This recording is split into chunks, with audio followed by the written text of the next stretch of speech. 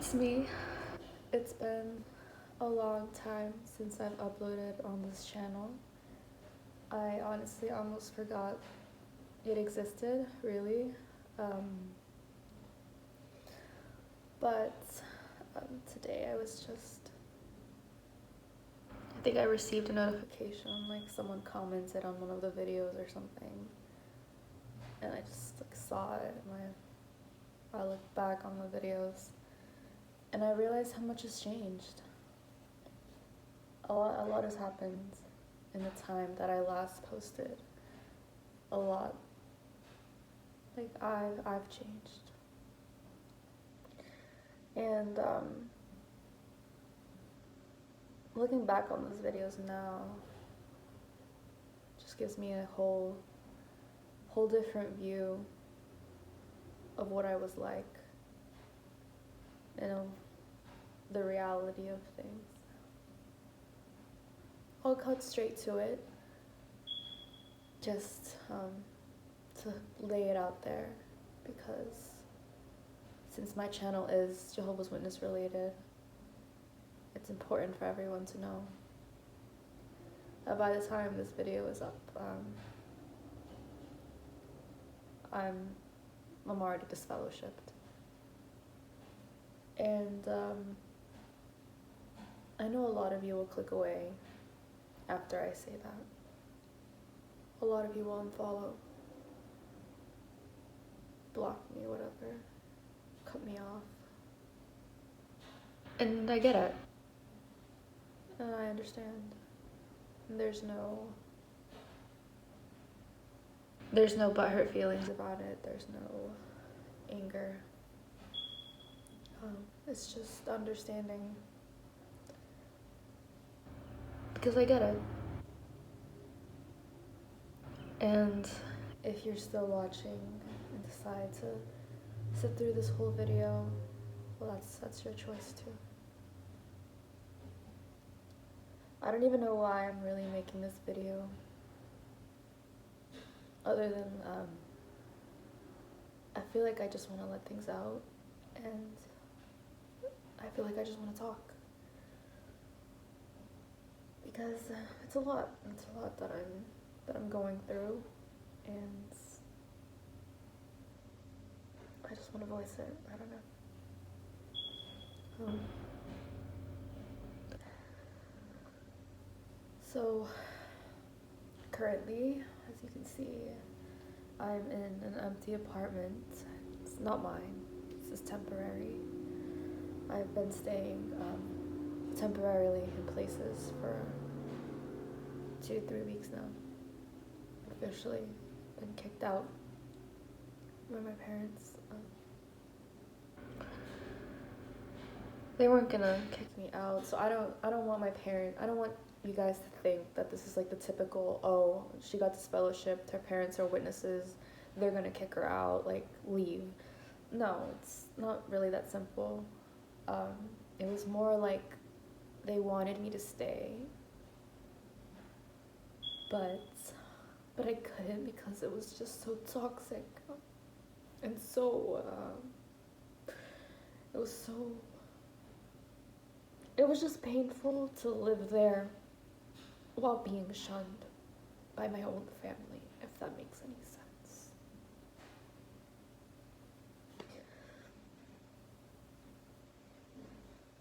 I think I'm getting ahead of myself. I should just tell, I guess, from the beginning, whatever that means. So, as you guys have seen of me on the internet, on YouTube, on my Insta probably, it was like this cute, like flowery, bubbly witness girl, like, who would show you my outfits or my room or whatever cute things. Like, that's what you guys seen. The last of me that you saw. And by the time I posted my last video, I was still that girl. I was happy, like, you know, cute, whatever. I was just, yeah, that was me, you know. I was just a girl, like, having fun on YouTube, showing my JW life or whatever. After after a while, I think it was that summer or something, like last year, like it was, yeah, about a year ago, pretty much. I had news that a friend of mine in the organization had passed away. She had moved away like a while back before, so I hadn't seen her in a really long time. But it still hurt because I really cared for her. I was close to her. It hurt. And getting news of that, it spread. Everyone found out, all that good stuff.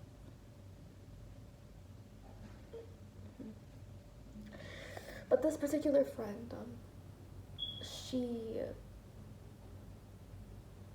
we spent like the summer with her, like it's me, her, and other friends. We were like a group or whatever, and my siblings. We would hang out summer. We would play games at her house, like Just Dance, like literally that's like all we would do. We'd play Just Dance and eat at her house. Like her house was like the hangout, and she picked me up because I didn't have a license yet. It was so stupid. Anyways, so she hung out with us, but through her, her friends that were also witnesses, we all kind of went to the same. We all kind of went to the same congregation. Basically, in my Kingdom Hall, like where I'd go to, my Kingdom Hall where I'd go to, it was this like all these young people, and we were all like friends with each other or whatever. And the friend who passed away in the summer, she, was one of the friends. She was one of our friends, and even though she had moved away, we obviously still cared for her. Because, the young people, they get together, they're close to each other, like, that's what young people do, like, it's hard, you can't have friends outside of the organization, so of course you're going to be friends with those people that you can be friends with. So she had moved away, and she was really close to these two other young people that would go to my congregation. They were siblings, actually, and I guess I should like omit the names because I really don't want them to get hate. I'm not even like big or whatever, but like in case anyone I know personally ever sees this video, which is probably what's gonna happen, I'll just omit their names. I mean, the people who know me already know what's going on, but like I really don't want this to like go out further than it is. But so basically, there was a brother and a sister that were really close to her, and the brother, me and him had a summer fling, like we were young, but my parents didn't really want me to date because I was 18 and that was too young to like date, because we date to marry, so 18 was too young, and I had to break up with him for that. Like I had to break up with him, and yeah, so that didn't work out. It fizzled out. I also did some like stupid things, and that wasn't fair to him. So, yeah, there was that. So I pretty much hurt him, which was messed up. But I wanted to stay friends, but then we didn't really keep connection for like 3 years. So fast forward, we're 20-something years old now. And when this mutual friend dies, who was really close to him, I reconnected with him. And I talked to him, and it was a hard time because like I was really depressed already, and then the friend dies, and then it makes me like even more depressed. So I really just wanted to be there for him and his sister. And one thing led to another. We started dating. It wasn't like a fling or, when we reconnected, we started to seriously date. It was a serious thing. My parents knew about him, his parents knew about me. We'd go out on formal dates. We even like traveled together, like not far, but like we'd go on like road trips. I went on a road trip with his family. He went on a road trip with me and my mom, and it was like this whole thing. And we loved each other. I mean, I loved him so much. Like, I loved him. Like, I still do. I'm not even gonna lie. I still love him. Like, it's not something that's gonna go away. Even now, it's probably been like a month since we like officially broke up, so it's still fresh. And I still love him. And we were together for a good while. You know, all these memories. We were a serious couple. People, you know, how people in the Kingdom Hall, when this is due, they're like, when are you gonna get married? Where's the ring? My mom would always ask me, like, where's the ring? Where's the ring? And I'm like, Mom, don't rush us, you know, like, we're still, like, you know, this is still, like, kind of new, even though it was, like, months in. But for me, I never wanted to, like, rush into marriage like other couples do, just because that just wasn't my way of thinking. I didn't want to just get married to get married. I wanted to, like, you know, wait and, like, you know, see, and I just wanted to wait for an appropriate time, because we hadn't even hit a year yet, and people were already asking when we were gonna get married, and I was like, slow down there, you know. I just thought it was a wise thing to do. But yeah, you know, we were a public couple, and he was inactive, and the elders knew that. Not that I cared, because I'm the kind of person who's never cared about titles, who's never cared about, you know, those kind of things. I never judge. It's one thing about me. I don't like judging people. I don't like people who are judgmental. Yeah, and people would warn me about him, and I'm like, no, he's a great guy. And I stand by that. I still think he's a great guy. But yeah, my elders didn't like that we were dating, but I was like, I don't care. I'm gonna date him. And it all like went down from there.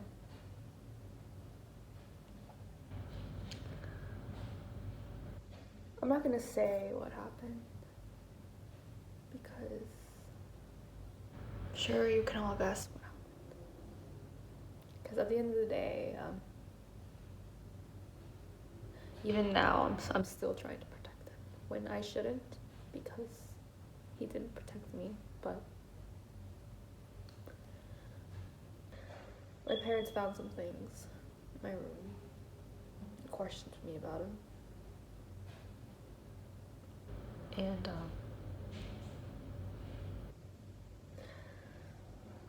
basically they told me, like, you guys would either get married, like, you guys have to get married now. And I was terrified. I was scared, because my mom was like, we're gonna tell the elders, and I was just scared. I was so scared, because I knew it was gonna happen. I knew, because a lot of people can deny it, but my parents know me, and they were already suspecting of me in this relationship. And this was like the cherry on top for them, because they were already suspecting me. They already like kind of knew what was going on. And I couldn't lie. Like, I could have, but it was useless at that point.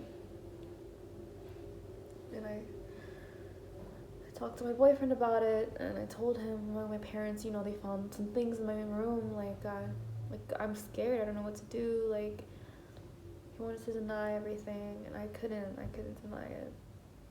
I told him I couldn't, like, they know, it's useless, but he wanted to keep on, and I couldn't, and he broke up with me, for his reasons. He broke up with me,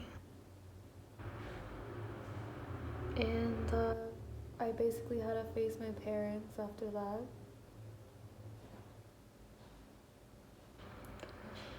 And tell them he broke up with me.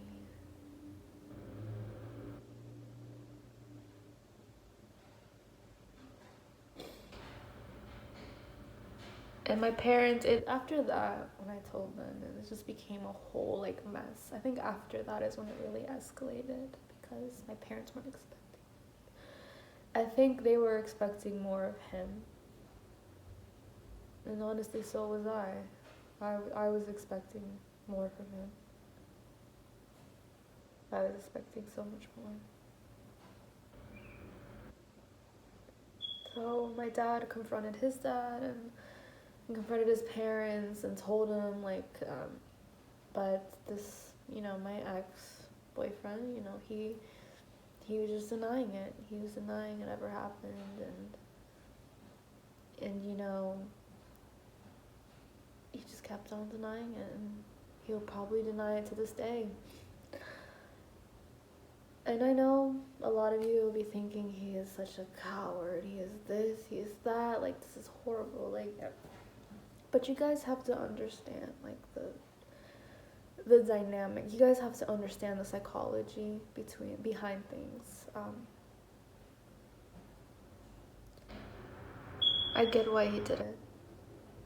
And for all of those in my personal life who know about the situation, they always tell me, I don't get it. Like, it's messed up. Like, it is messed up. Don't get me wrong. It's messed up beyond messed up. Like, that, I basically had to like take the whole fall for it.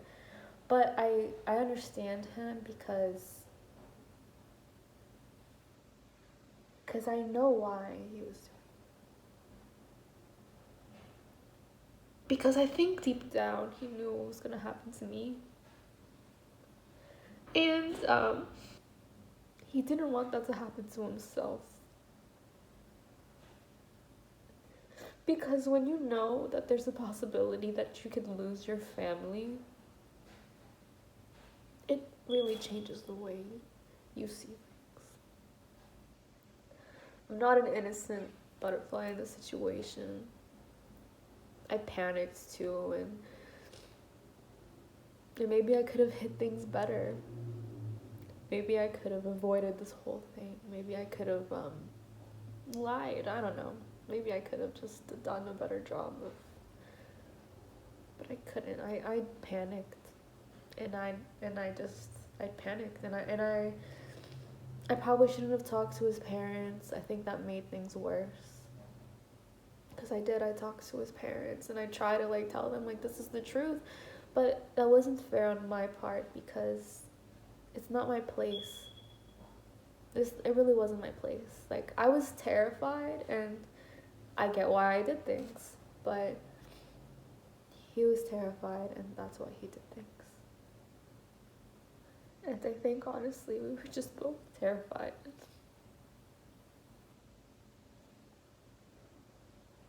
At least that's what I like to think. I don't want to think that he just didn't give a damn about me and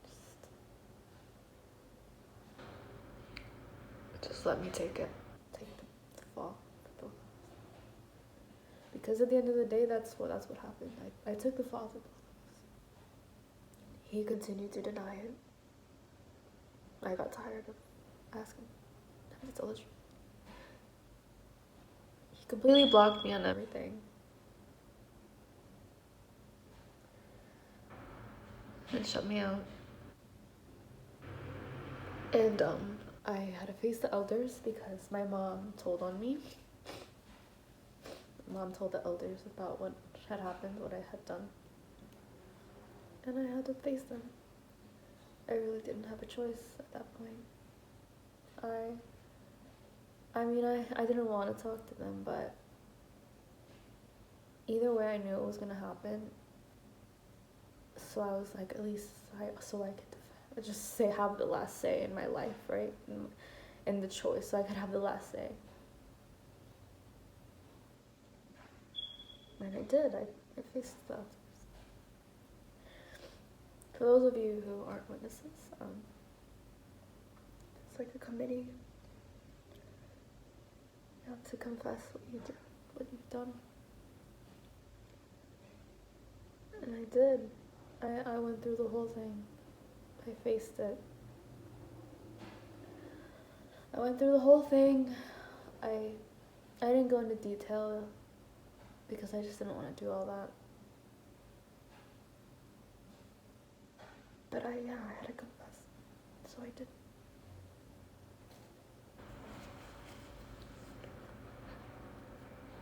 Psychological pain of that is like on another level. It hurts. It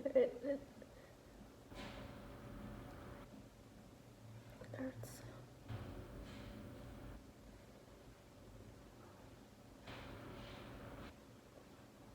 To be made feel like you're less than. To be made feel like you're not worth it. Not to say they were unkind, you know, they were trying to help me with the Bible, you know, but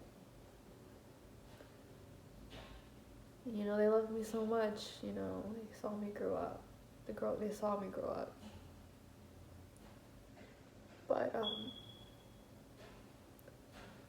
But you know, at the end of the day, I made a huge mistake. I committed a great sin. And nothing was gonna stop the decision. The funniest thing is, for me, it's like, everyone always says, you disfellowship yourself. Like, you disfellowship yourself, this and that. But you don't. Or at least I didn't. I said I regretted it, and it didn't matter. Nothing really mattered. And I remember they got together afterwards to talk and to make their choice.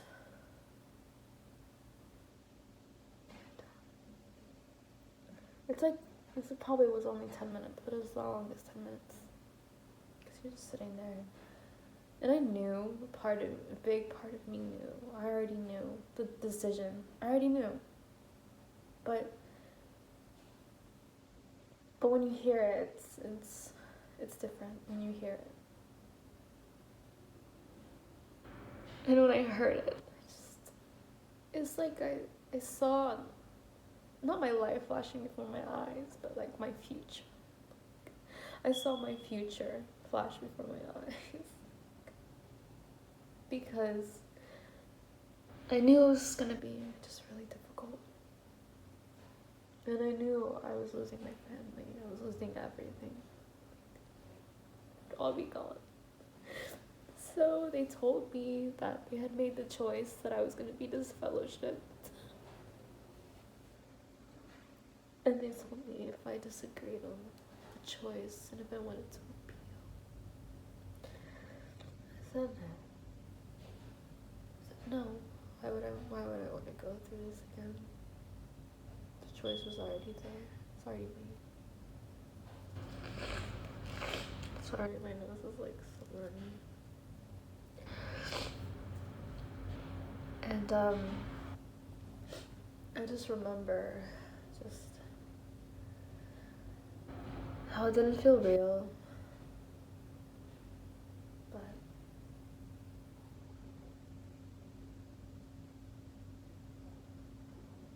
it was happening. It was real for me. When I got this fellowship, the elders wanted me to send them proof of what we had done, of what had happened between us. And I didn't give it to them. I didn't give it to them. I had confessed about what I had done on my part, but I didn't give them any proof. Because since he was denying it, if there's no proof, then nothing. So I was still trying to protect them in my own way. He didn't get any consequences that I know of anyways. Nothing. And people ask me all the time, they're like, would you feel better if he had the same, if he got consequences, if he got punished? And I'm like, honestly, no. I'd probably feel worse. I'd probably still feel the same. I'd still probably feel like awful. Because this situation, it's like there's no winning. There's no winning in this situation. There's no winners. There's no bad guys. There's no right. There's no wrong. No one wins. Like, it's just you always lose. And I remember he told me something. Right before we broke up, we were talking. He said, in life you have to make sacrifices. And I think we both did. He sacrificed me to save himself and his family.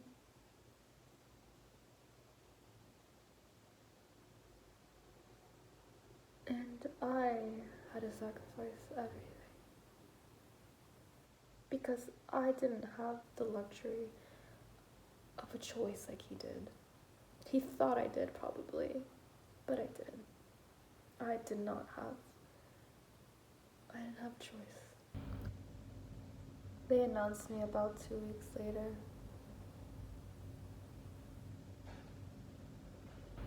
And I think that's when it really sank in. That's when, like, the real shunning began. I remember the night I got announced. The night I got announced, people were crying, and a lot of people were crying. My family was crying. I remember so many people were hitting on my sister, my brother, and my parents, everyone.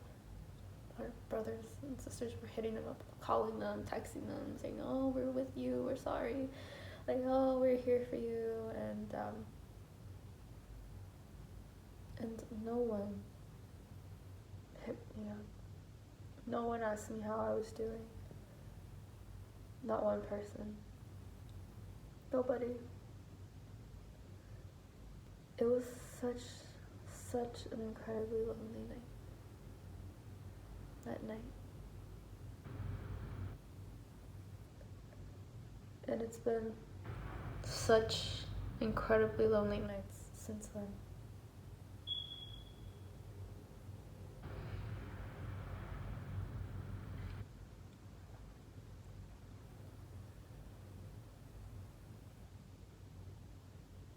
I've been basically, since then, I've just been, I don't even know how to explain it. I've just, it's like I'm not even here.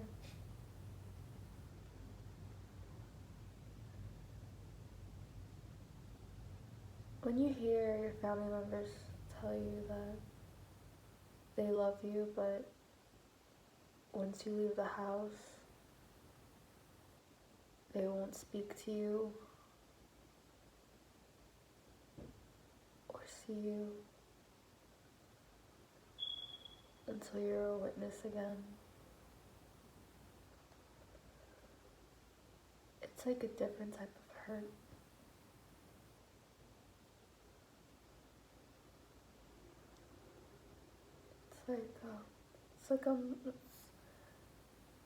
It's so sad. It's so sad, and it's sad.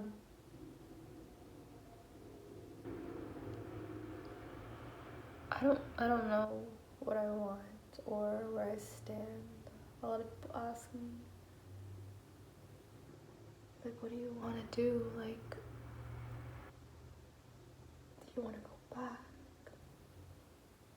Of course a part of me wants to go back. My family's there.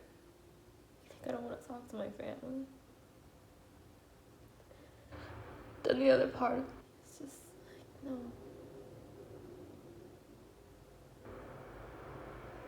And it's just like I'm stuck. I'm stuck. And a lot of people who are watching this, who are witnesses, are gonna be like, this is why. Because you sinned, you're sad, like you're in the world. Of course I'm sad, I lost my family. I can't talk to my family. They don't even know where I am right now. They don't even know where I am. They literally kicked me out. I tried to sleep over at a friend's house. They got angry, and my dad quite literally told me to like pack my things and to leave. And I did. A lot of people don't understand the severity of things because it's very simple to see things the way you want to see them.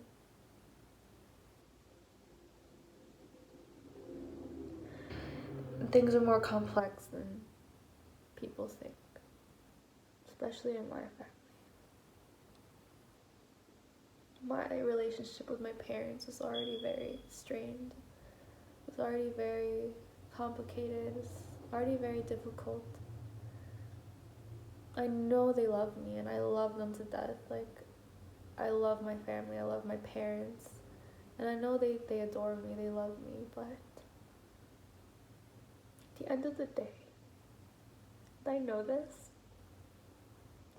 They're gonna choose the religion. And I know that. I think I always knew.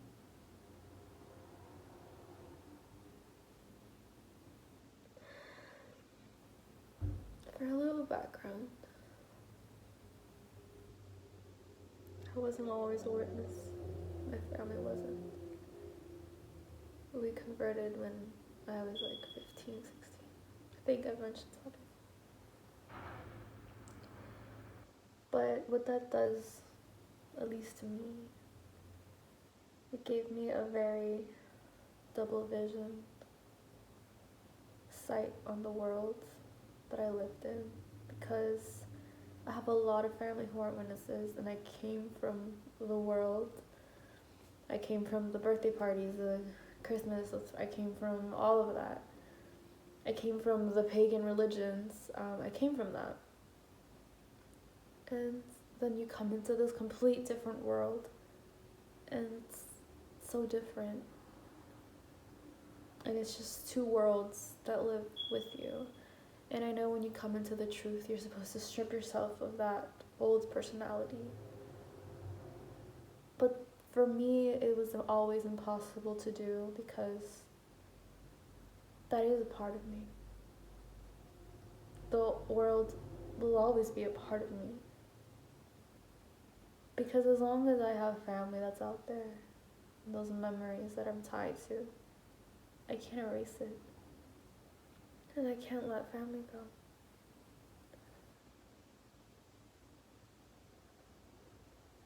This whole situation is honestly the worst thing I've ever went through in my life. And I consider this the lowest point of my life. And for those who know me, I've been through a lot of things. I'm not just the girl on YouTube who shows outfits or likes kawaii things.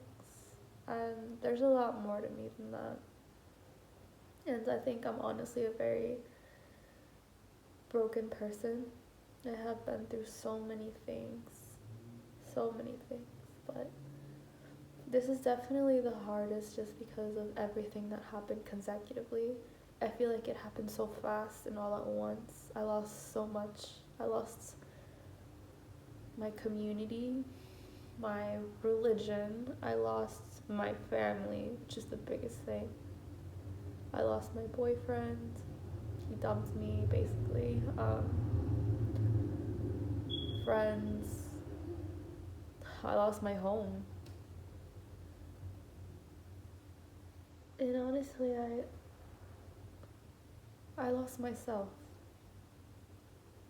My entire identity. It's like I feel like it's just been wiped. My identity just wiped. So I'm lonely, I'm lost, I'm heartbroken, and it's all of this at once. All, and it's so scary. I'm so scared every day because I don't know what to do. There's just like options, and that's the thing. I know I have options. I know I have options of what I can do, but it's scary because I because it just all hurts. It's all overwhelming, and it's been really dark,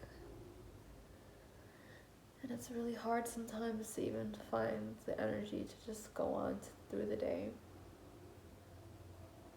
Like I said, I'm bouncing from place to place. Right now, I'm in an apartment that my friend, who I didn't think would be a good friend to me, but is being a good friend to me, let me crash in. And I'm on my own. And I'll probably end up moving states to live with family who aren't witnesses, because who else am I going to go to?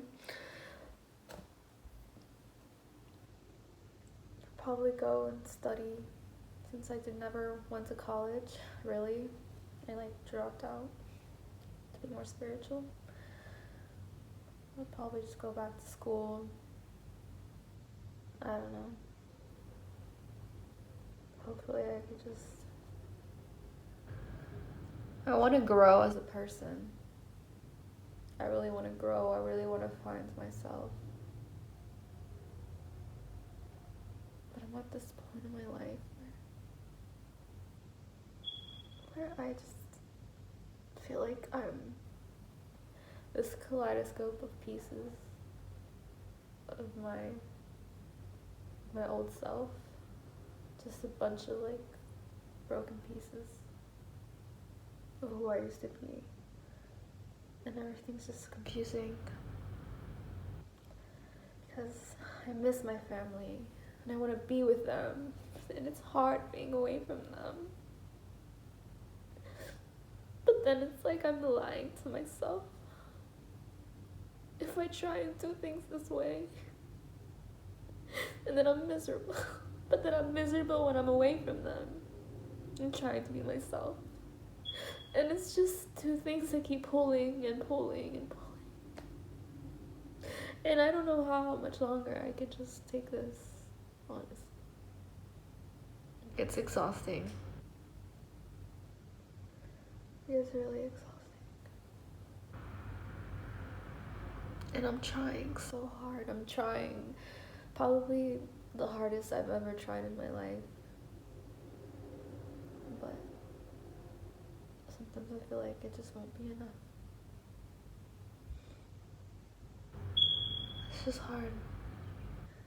Whenever you hear the announcements of people getting disfellowshipped, you get sad, and I'd hear them in the meetings, and I'd think, oh, people I used to know who'd get disfellowshipped. I'm like, wow, it's so sad.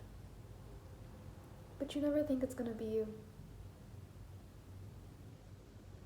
You never think it's gonna be you they announce.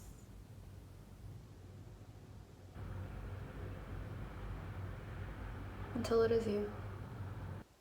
Honestly, right now, I'm just sitting in this apartment alone. And even though my ex is blocked and everything, he pretty much blocked me and everything. I forgot I still follow his cousin. And they posted a picture together today. And he's just living his best life. He's living it up. He's fine. And it gets to me, not in the way that I wish he was suffering, but it gets to me in the way where it's my entire world and universe is falling apart, but he gets to go on like nothing. And it seems like he doesn't even care at all.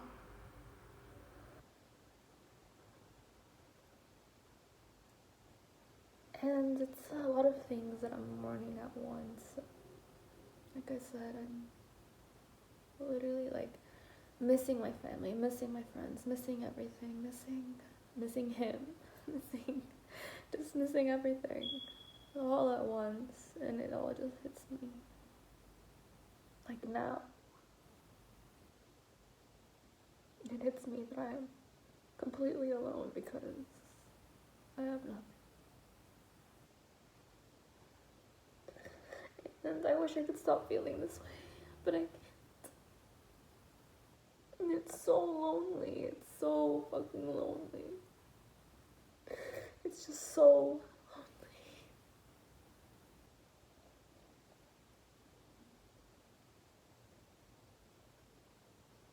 And I'm not okay. I wish I was okay. And I'm not.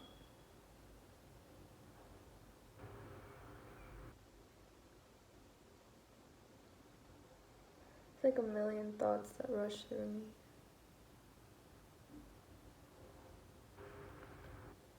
Like the possibility of like never speaking to my family members again. The possibility of being shunned forever.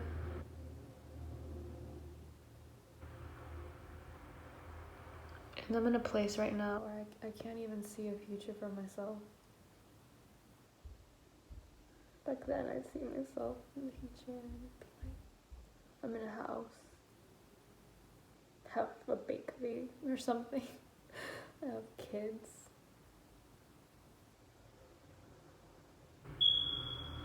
I would be married and happy. No, I don't see anything. I look to my future and it's just blank. It's just blackness. And it's so sad.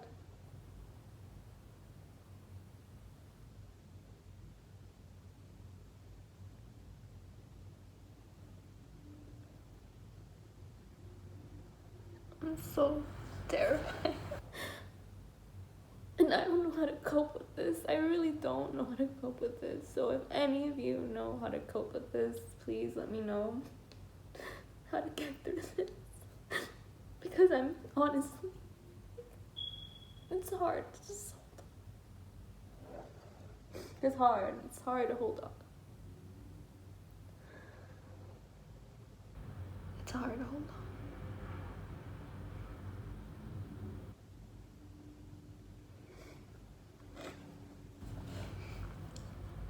When I'm alone like this, I just want to pick up the phone and call him because he was my best friend. He was my boyfriend, but I considered him my best friend. I would tell him everything about my day. I don't really open up to people about my life or my problems. I hold a lot of things in.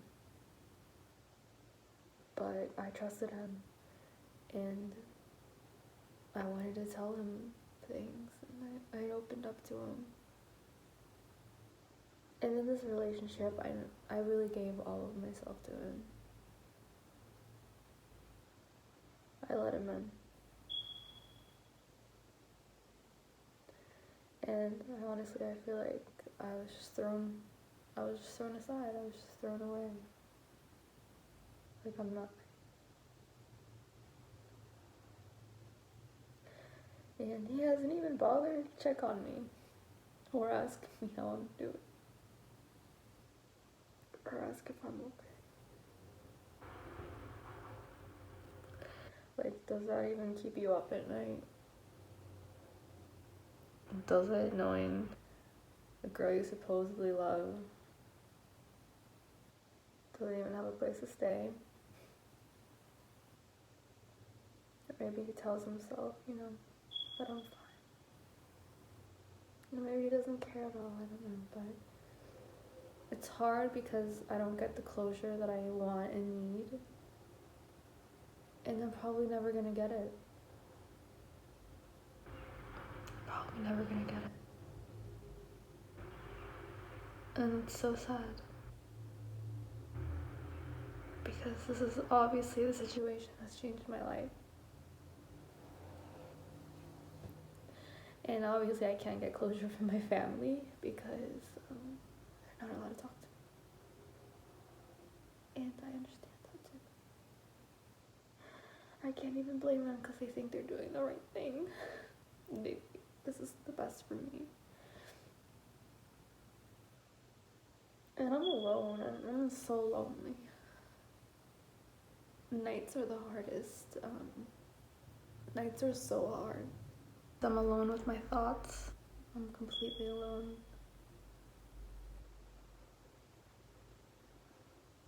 And it overwhelms me. It gets to be too much.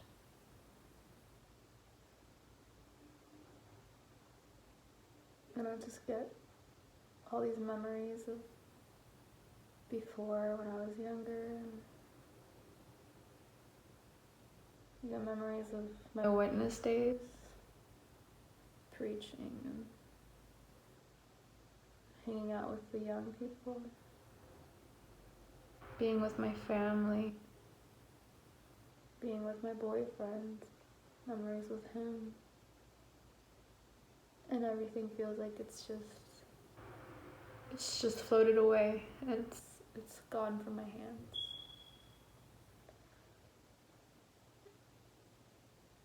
And I'm just here. I feel like there's just no point in anything anymore. There's no point in anything.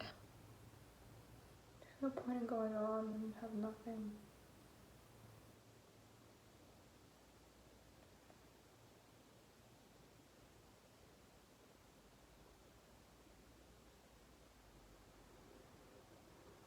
And I'm just tired. Honestly, I'm tired. And I don't even know why I'm making this video. If my family ever sees this, I'm sorry. I'm sorry that I'm a horrible daughter and I'm just a mess up. Lo siento. To my sister, to my brother, you guys deserved a better sister. And my parents deserved a better daughter. To my friends, I'm sorry.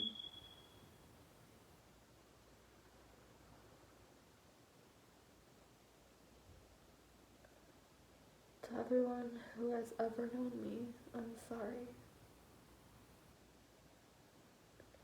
I wish I could have been stronger, but I can't.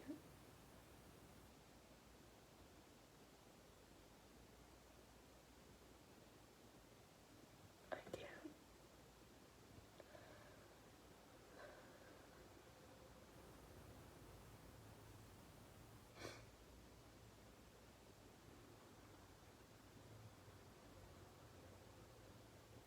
All I ever wanted was to be happy. That's all I ever wanted. That point in life where you can reach that blissful happiness. But I don't think I'm ever gonna reach it.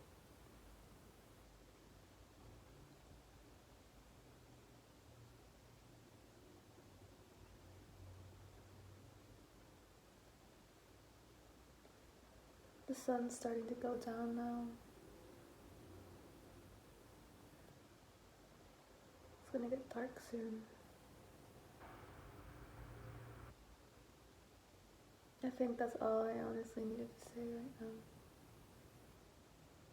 There's not really much else to say. To those of you who watched till the end, thank you. Thanks for watching.